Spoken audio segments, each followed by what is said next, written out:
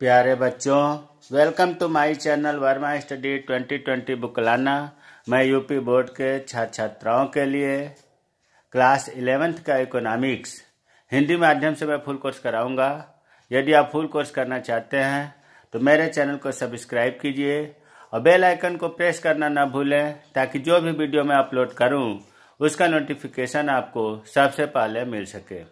प्यारे बच्चों, भारतीय अर्थव्यवस्था के विकास में चैप्टर 7 चल रहा है, पार्ट 8वां है। चैप्टर का नाम है रोजगार समृद्धि अनौपचारिकरण एवं अन्य मुद्दे। इसमें हम अभ्यास के प्रश्नोत्तर बता रहे हैं। आज 14 से 18 तक चलेगा। प्रश्न 14 है कि नियमित वेतन भोगी कर्मचारियों में महिलाएं कम क्यों हैं।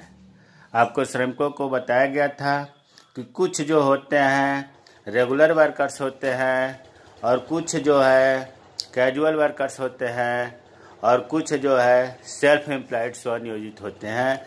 ये कह रहा है नियमित वेतन भोगी, मतलब रेगुलर वर्कर की बात कर रहा है।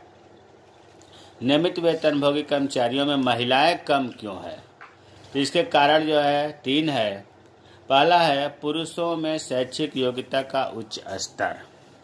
अगर आप समाज में नज़र दौड़ाएं तो ये आपको देखने को मिलेगा कि शैक्षिक योग्यता जो है पुरुषों में ज़्यादा है, महिलाएं कम पढ़ी लिखी हैं। तो जब शैक्षिक योग्यता पुरुषों में ज़्यादा रहेगा तो निश्चित रूप से नियमित वेतन की नौकरियां भी वही पाएंगे। यही कारण है कि पुरुषों में अधिक पाई जाती है नियमित वेतन भोगी की संख्या। दूसरा है सामाजिक पूर्वाग्रह। सामाजिक पूर्वाग्रह का मतलब हुआ कि ये माना जाता है कि कई ऐसी नौकरियां हैं जो स्त्रियां नहीं कर पाएंगी, लेकिन अब ऐसा नहीं है। अब फ्लाइट से लेकर के ट्रेन के ड्राइवर से लेकर के फोर्स में सब जगह स्त्रियां आगे बढ़ रही हैं। इसलिए अब ये कहना ठीक नहीं है कि कई नौकरियां स्त्रियां नहीं कर सकती। पुरुष कर्मचारी कुछ ऐसे हैं जो अपने उच्चाधिकारी को स्त्रियों के रूप में स्वीकार नहीं करते, ये पूर्वाग्रह से ग्रसित होते हैं। तो ये चीज़ें भी महिलाओं को नियमित वेतन भोगी कर्मचारियों में बनने के लिए रोकती है। तीसरा है महिलाओं के करियर में ठहराव। विवाह के बाद जब स्त्रियों का अपना घर बदलना पड़ता है तो ज़्यादातर नौकरियां छोड़ देती है, या संतान के जन्म के समय भी उन्हें एक समय अवधि के लिए नौकरी से छुट्टी लेनी पड़ती है। बहुत सी महिलाएं संतान के लालन पालन पोषण के लिए श्रमिक से बाहर, मतलब श्रम बल से बाहर चली जाती हैं। तो ये 3-4 चीज़ें जो है महिलाओं को नियमित वेतन भोगी बनने में रोकती हैं। अगला प्रश्न है भारत में श्रम बल के क्षेत्रवार वितरण की हाल की प्रवृत्तियों का विश्लेषण करें। ध्यान दो, क्षेत्रवार पूछ रहा है। श्रम बल का मतलब श्रम शक्ति, श्रमिकों की बात हो रही है। तो 2011-12 का आंकड़ा है। इससे पहले जो वीडियो पढ़ाया गया है उसमें भी ये बताया गया था कि प्राथमिक क्षेत्रक, द्वितीयक क्षेत्रक और तृतीयक, जिसे हम सेवा क्षेत्रक कहते हैं, 3 तरह का होता है। निवास स्थान में ग्रामीण की संख्या दिया हुआ है, शहरी का दिया हुआ है, और ये पुरुष की संख्या है, और ये महिला की है, और ये कुल है। अब इस तालिका से हमें निष्कर्ष निकालना है कि ये जो आंकड़े दिए गए हैं इनसे क्या निष्कर्ष निकलता है, क्या विश्लेषण होता है। तो इसके लिए भारत में पढ़ते हैं। भारत में अधिकांश श्रमिकों के रोजगार का स्रोत प्राथमिक क्षेत्रक ही है। हम ये देख रहे हैं, यहाँ कुल लिखा हुआ है। सबसे ज़्यादा प्राथमिक क्षेत्रक 48.9 है, और उसके बाद 24.3, 26.8, इन तीनों को जोड़ा गया तो 100 हुआ। तो हम ये देख रहे हैं कि प्राथमिक क्षेत्रक में सबसे ज़्यादा श्रमिक कार्यरत हैं। कितना है? 49%। एक पॉइंट तो ये हो गया। दूसरा है कि 24% श्रमिक, अभी इस लाइन की बात कर रहा हूँ, 24.3 है, 5.5 से कम है इसलिए 24 मान रहे हैं। 0.5 अधिक होता तो 25 मान लेते। तो 24%, ये सभी आंकड़े प्रतिशत में है। 24% श्रमिक द्वितीय क्षेत्रक में, ये द्वितीय क्षेत्रक का योगदान है, योग है। तो 24% श्रमिक द्वितीय क्षेत्रक में तथा 27% श्रमिक सेवा क्षेत्रक में संलग्न है। कोई नई बात नहीं बताई जा रही है, इस तालिका से ही इस बात को निकाल करके लिखा जा रहा है। 2 पॉइंट हो गया। पहला तो ये हो गया कि प्राथमिक क्षेत्र में ये सबसे ज़्यादा है, दूसरा ये हो गया कि द्वितीय क्षेत्र में इतना, तृतीय क्षेत्र में इतना श्रमिक कार्यरत हैं। अब इसकी बात हो रही है, ग्रामीण शक्ति की बात हो रही है। भारत में ग्रामीण श्रम शक्ति आप देख रहे हैं कि 64% प्राथमिक क्षेत्रक से। प्राथमिक क्षेत्रक में क्या आता है? कृषि आता है, वन आता है, मत्स्य आता है, खनन आता है, ये सब प्राथमिक क्षेत्रक हैं। तो आप ये देख रहे हैं कि प्राथमिक, द्वितीयक और सेवा क्षेत्रक में सबसे ज़्यादा प्राथमिक क्षेत्रक के 64% कृषि, वन और मत्स्य खनन पर निर्भर है। 64% पब्लिक खेती पर, वन पर और मछली पालन पर, खनन पर, मतलब प्राथमिक क्षेत्र पर निर्भर है। और लगभग 20% ग्रामीण श्रमिक द्वितीय क्षेत्रक पर। द्वितीय क्षेत्रक में क्या आता है? विनिर्माण, निर्माण आदि। तो 20% द्वितीय क्षेत्र पर निर्भर है और सेवा क्षेत्र में 15.5, मतलब 16% सेवा क्षेत्र में लोगों को रोजगार मिला हुआ है। इन्हीं आंकड़ा को हमने व्याख्या कर दिया। अब इसका देखते हैं। ये देख रहे हैं कि इसमें प्राथमिक क्षेत्र में सबसे ज़्यादा शहरी लोग कार्यरत हैं। तो हम कहेंगे कि शहरी क्षेत्र में कृषि, वन, मत्स्य, खनन रोजगार के प्रमुख स्रोत नहीं है। सबसे कम आप देख रहे हैं कि शहरी क्षेत्र में प्राथमिक क्षेत्र के लोग कम कार्यरत हैं, मात्र 6.7%, और जबकि द्वितीयक और तृतीयक क्षेत्र में ज़्यादा लोग कार्यरत हैं। तो ये पॉइंट भी हो गया। अब है प्राथमिक क्षेत्र में लगभग 63% महिलाएं। अब इसकी बात हो रही है। प्राथमिक क्षेत्र में सबसे ज़्यादा हम देख रहे हैं 63% महिलाएं कार्यरत हैं, और उसी जगह ये हम देख रहे हैं कि पुरुषों की संख्या प्राथमिक क्षेत्र में ही 50% से भी कम, आधे से भी कम है। और जबकि ये देख रहे हैं कि महिलाओं की अपेक्षा पुरुषों में द्वितीयक और तृतीयक क्षेत्र में अच्छे रोजगार के अवसर मिले हैं। तो प्यारे बच्चों, इसके अलावा और भी इससे निष्कर्ष निकाला जा सकता है। हमने जो है 5 पॉइंट इनमें से निकाल के बताया, पहले इसका, फिर इसका, फिर इसका और फिर इसका। तो इस तरह से तालिका को देख करके व्याख्या कैसे किया जाए, आदत बना लीजिए। अब आते हैं अगला प्रश्न 16। 1970 से अब तक विभिन्न उद्योगों में श्रम बल के वितरण में शायद ही कोई परिवर्तन आया, टिप्पणी करें। ये डाटा दिया हुआ है 72, 70 प्रश्न में है, लेकिन 72, 73, 1983, 93 से 94, 1999 से 2000, 2011, 12, मतलब 1972 से 2012 तक के विभिन्न उद्योगों में, प्राथमिक में, द्वितीयक में, सेवा क्षेत्र में कितने श्रमिक कार्य करते थे उसका डाटा है। अब इस तालिका से निष्कर्ष निकालकर हमें लिखना है। तो अगर ध्यान से देखें, प्राथमिक क्षेत्र में 1972 में 74% पब्लिक कार्यरत थी, फिर 1983 में कम हो गई, 1993 में और कम हो गई, 1999 में और कम हो गई, और 2011-12 में मात्र 49% प्राथमिक क्षेत्र में लोग कार्यरत हैं।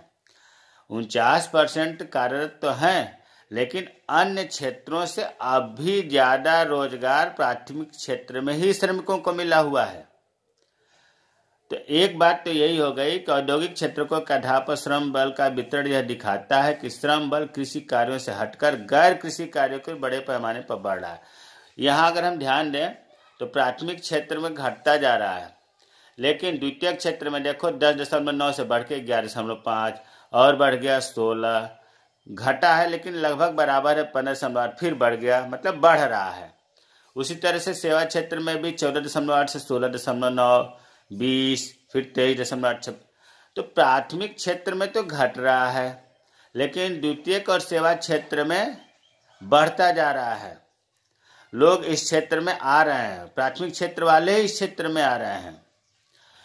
तो ये बात लिख दिया गया। अब है 1972-73 में देख रहे हैं कि 74% क्षेत्र में पब्लिक काम कर रही थी, और 2011 में ये 49% हो गया घट करके। द्वितीय क्षेत्र में 11% से बढ़ करके 1972-73 में 11% है और 2011-12 में 24% हो गया।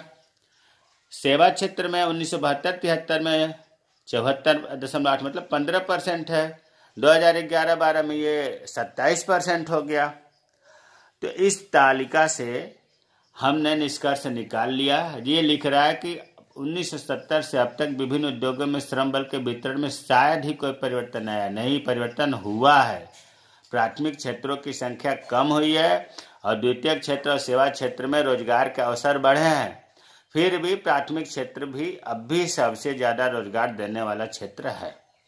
प्रश्न 17, क्या आपको लगता है कि पिछले 50 वर्षों में भारत में रोजगार के सृजन में भी सकल घरेलू उत्पाद का अनुरूप वृद्धि हुई है?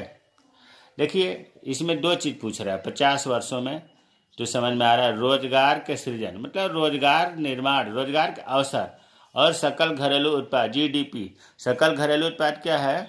किसी अर्थव्यवस्था में एक लेखा वर्ष के दौरान समस्त सभी उत्पादकों द्वारा वस्तुओं और सेवाओं के बाजार मूल्य को सकल घरेलू उत्पाद कहते हैं। तो ये कह रहा है कि जीडीपी में तो वृद्धि हो रही है, क्या रोजगार के सृजन में भी हो रही है? रोजगार के अवसर भी बढ़ रहे हैं? ये पूछ रहा है। तो इसका उत्तर है नहीं। मुझे ऐसा नहीं लगता कि पिछले 50 वर्षों में भारत में रोजगार के सृजन में भी जीडीपी के अनुरूप वृद्धि हुई। जितना जीडीपी तेजी से बढ़ा है, मतलब आप ऐसे कहो कि स्वतंत्रता के समय से लेकर के और वर्तमान तक जीडीपी औसतन 4.5% प्रतिवर्ष की दर से बढ़ रहा है। 4.5% जीडीपी बढ़ रहा है, लेकिन रोजगार का सृजन केवल 2%, बल्कि 2% से कम 1.5% ही बढ़ रहा है। तो हम कैसे मान लें कि जीडीपी के बराबर या जीडीपी के अनुरूप रोजगार का सृजन भी बढ़ रहा है? नहीं बढ़ रहा है। और 1990 के अंत तक तो ऐसी स्थिति आ गई थी भारत की, इतना रोजगार वृद्धि दर कम हुआ था, उस स्तर पर रोजगार वृद्धि पहुंच गया था जो योजना काल के प्रथम चरणों में थी, जो 1951 में प्रथम पंचवर्षीय योजना बनी थी। उस समय जितना कम रोजगार सृजन दर था, वही 1990 में भी उतना कम हो गया। तो रोजगार सृजन की वृद्धि नहीं हुई, लेकिन जीडीपी की वृद्धि होती रही। एक बात इससे निष्कर्ष निकलता है कि हम बिना रोजगार सृजन में वृद्धि किए ही जीडीपी को बढ़ाने की क्षमता रखते हैं। तो ये चीज इसमें दिया हुआ है। प्रश्न 18, क्या औपचारिक क्षेत्र में रोजगार का सृजन आवश्यक है, अनौपचारिक में नहीं? कारण बताइए। हमने वीडियो 34 में औपचारिक क्षेत्र और अनौपचारिक क्षेत्र में बहुत बढ़िया से अंतर बताया था। औपचारिक क्षेत्र में यह बताया गया था कि इसमें सार्वजनिक प्रतिष्ठान मतलब सरकारी क्षेत्र और निजी प्रतिष्ठान जो 10 या 10 से अधिक रोजगार देते हैं श्रमिकों को, उनको औपचारिक क्षेत्र में रखा गया है। इसके अलावा अन्य उद्यमी या जितने स्वनियोजित वाले हैं, जितने रेगुलर वर्कर्स को छोड़ करके हैं, सब अनौपचारिक क्षेत्र में आते हैं। तो अब सब लोग तो यही चाहेंगे ना कि औपचारिक क्षेत्र में रोजगार मिले, क्योंकि उसमें सामाजिक सुरक्षाओं का ध्यान रखा जाता है, लेबर लागू होता है, कमाई आय ज़्यादा होती है, तो इसमें नियमित वेतन मिलता है। तो ये अनौपचारिक क्षेत्र से बढ़िया है औपचारिक क्षेत्र। तो औपचारिक क्षेत्र में सृजन आवश्यक है? तो इसका उत्तर होगा हाँ, यह आवश्यक है कि हम औपचारिक क्षेत्र में रोजगार सृजन करें। क्यों करें? क्योंकि औपचारिक क्षेत्र में कर्मचारियों के अधिकार सुनिश्चित किए जाते हैं। औपचारिक क्षेत्र में सामाजिक सुरक्षा लाभ जैसे पेंशन, बोनस, पीएफ आदि प्रदान करता है। औपचारिक क्षेत्र में आमदनी भी ज़्यादा होती है, तनख्वाह ज़्यादा होती है। इसके विपरीत अनौपचारिक क्षेत्र में क्या होता है? श्रमिकों की आय कम होती है, नियमित नहीं होती है, उनके काम में भी निश्चितता नहीं होती है और रेगुलरिटी नियमितता नहीं होती है। तो इस प्रश्न में हमें उम्मीद है कि इस वीडियो में आपको जो क्वेश्चन का आंसर बताया गया है समझ में आया होगा। अगर कहीं कोई चीज़ समझ में नहीं आया है, डाउट है, तो मेरे कमेंट्स बॉक्स में कमेंट करिए, मैं रिप्लाई करूँगा। प्यारे बच्चों, मेरे चैनल को सब्सक्राइब कीजिए। बहुत मोटिवेट होता हूँ, कमेंट लिखते हैं तो बहुत अच्छा लगता है और मैं अधिक से अच्छा प्रयास करता हूँ कि वीडियो बनाऊँ। जय हिंद, जय भारत।